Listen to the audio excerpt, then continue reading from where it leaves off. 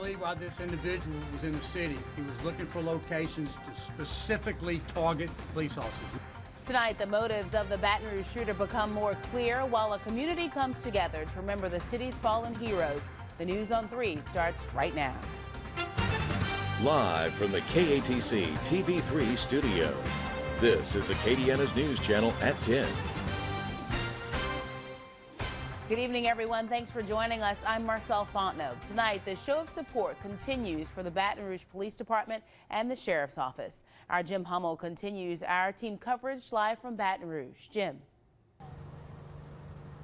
Marcel, good evening to you. This city here in Baton Rouge still hurting from the events that happened yesterday. The city mourning the loss of those 3 officers, but also praying for the 3 officers who were injured in that shooting. There have been major shows of support for the officers all day, for their families, really for all law enforcement. This on a day that there were major developments released in the investigation.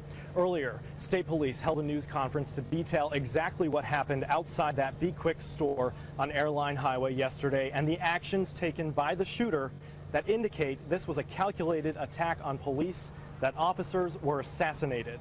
We'll have more on that in just a moment, but first we want to begin with a look at the officers who are being remembered tonight. They include Deputy Brad Garafola. The 24-year veteran of the Sheriff's Office was named Civil Deputy of the Month last November. He's being credited tonight with fighting until the very end, engaging the shooter, and shielding a fellow officer who was wounded. He leaves behind a wife and 4 children. Then there's Corporal Montrell Jackson. The 32-year-old was a 10-year veteran of the force. 4 months ago, Jackson became a father for the first time. We've seen pictures of his son that he proudly posted on Facebook. Jackson's father-in-law describing him as a gentle giant. His half-brother says he was dedicated to God, his family, and the police force. And finally, there's Officer Matthew Gerald, who joined the department just a year ago. He's a former Marine and Black Hawk crew chief who served in Iraq for 5 years. He graduated from the BRPD Academy just in March. A person who served with him wrote that Gerald was, quote, one hell of a dude and could make anybody laugh. He leaves behind a wife and 2 daughters. And tonight, we want to take you to a major tribute for Officer Gerald.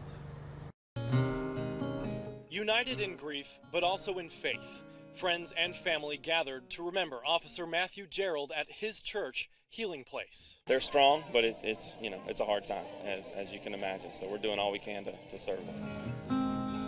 A tribute for one of their own who stood on the thin blue line. Out here across the thin blue line, things rarely make much sense. As sun set, one by one, candles were lit for Gerald's family and all families affected by Sunday's shooting. Families like Caroline Riffle, whose son is a police officer. You know, seeing what happened over the past few days, what's that been like? My heart goes out to those families because that's a call that I can't even comprehend.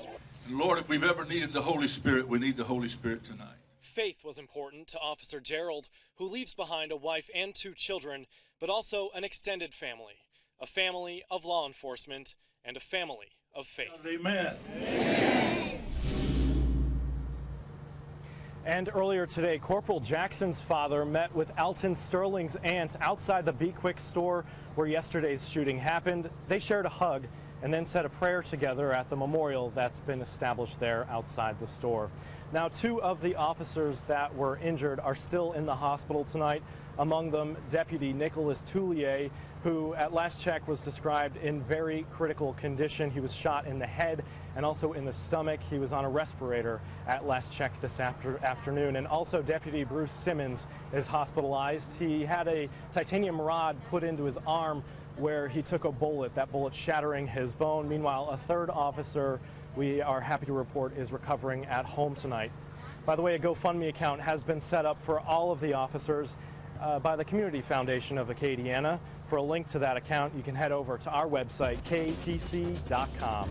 Back at home, Our Lady of Lourdes Blood Center in Lafayette is also accepting donations for the officers and their families. Every day until Friday, that center will be accepting donations from 8 in the morning until 7 o'clock at night, and on Saturday from 6 in the morning until noon.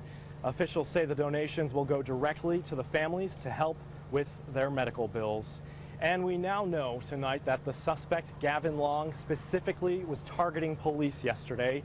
State Police Colonel Mike Edmondson holding a news conference today saying Long was carrying with him 2 rifles and a handgun during that ambush. Long snuck up behind officers and shot them at close range after hiding behind that Be Quick convenience store. Edmondson said another deputy spotted Long's vehicle, recognized it from the dispatches. He was trying to call in that license plate number to check on the status of that vehicle if it was involved in the investigation, and that's when officials say Long shot that deputy. That is the deputy who is now in critical condition tonight. And what's more, Colonel Edmondson says surveillance video proves Long's motives. In this ongoing investigation, the most compelling piece of evidence is the video. It is the chilling and the sheer brutality of the shooting. There is no doubt whatsoever that these officers were intentionally targeted and assassinated. It was a calculated act against those who work to protect this community every single day. The shooter is from Kansas City, Missouri. The colonel says he's been in the Baton Rouge area for a few days. They think he was scouting locations to attack officers. The Baton Rouge Police Chief Carl Dabadie also praised the SWAT team for one heck of a shot yesterday when they responded to the chaos that unfolded just a few miles away from here at Baton Rouge Police Headquarters. The chief added that they think that if they didn't kill the shooter, that he was going to target the police department and the headquarters here. Now, for more on the local reaction to these Baton Rouge shootings, let's send it back to Marcel in the studio. Marcel? Thanks, Jim. And speaking of threats against law enforcement officers, Iberia Parish Sheriff Louis Ackle says threats have been made against his department as well. Ackle is under a court order not to carry a gun while he awaits trial for civil rights violations, which he says makes him especially vulnerable. And as our Travis Guillory reports, Ackle's attorney is asking the court to change its mind. It's a story you'll only see on 3. Do you feel that there is an evident threat to your office and to your deputies? Yes.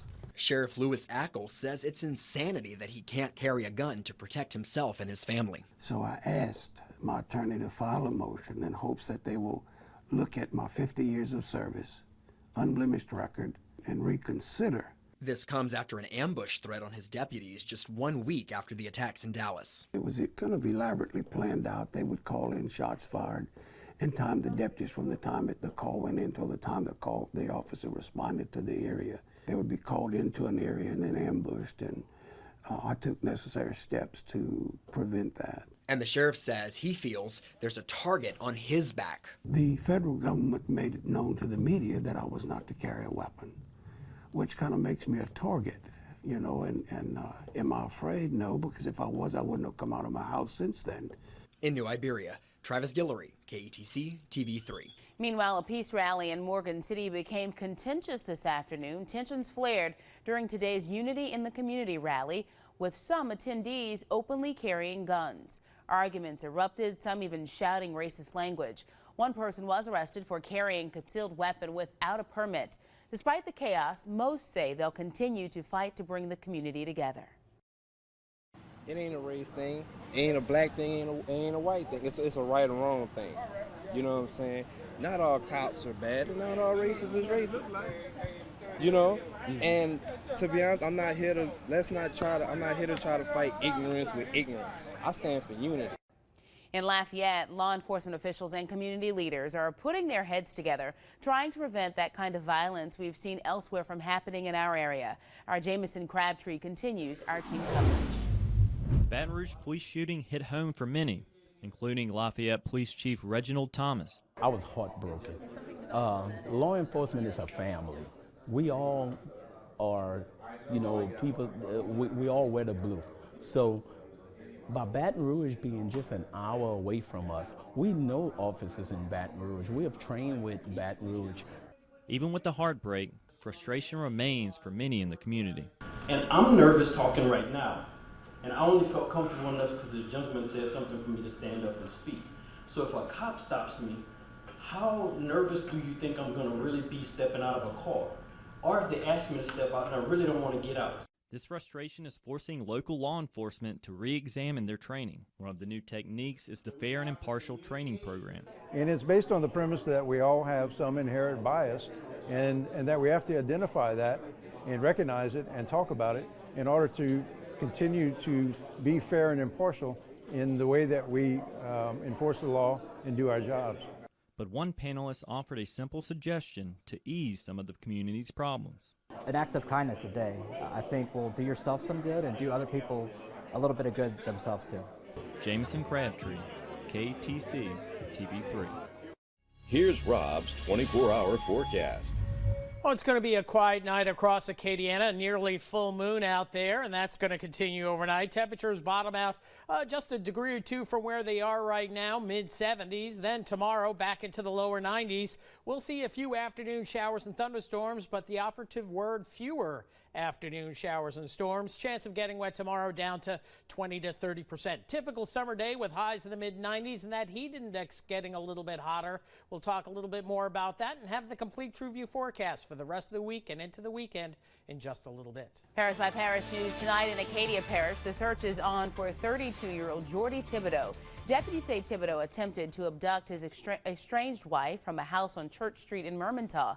He's also accused of firing a shot into the floor. If you know where Jordy Thibodeau is, call the Acadia Parish Sheriff's Office. And staying in Acadia, an Esterwood woman is facing murder charges for allegedly stabbing another woman to death. Deputies say Crystal Fredrickson and the victim were arguing when Fredrickson stabbed the woman several times. She is charged tonight with second-degree murder. In Calvary Parish, a father and his 4-year-old son are dead after an apparent murder-suicide. Deputies say the father, Kenneth Baque, posted a Facebook post that he was going to kill himself and may also harm his son. Deputies forced their way into the house where they found Baque and his son dead from gunshot wounds. Moving on now to state news, a Louisiana senator is facing domestic abuse charges for the second time.